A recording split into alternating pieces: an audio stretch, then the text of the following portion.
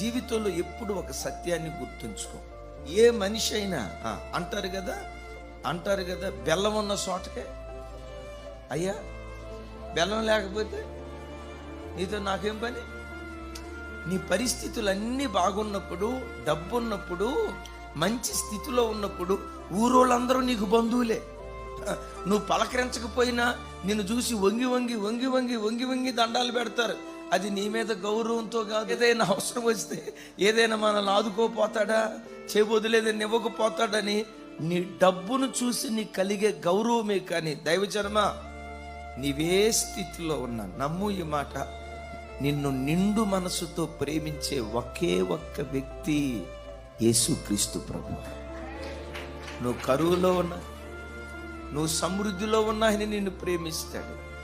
స్థితిలో ఉన్న ప్రతి పరిస్థితిలో మనస్ఫూర్తిగా నిన్ను ప్రేమిస్తాడు.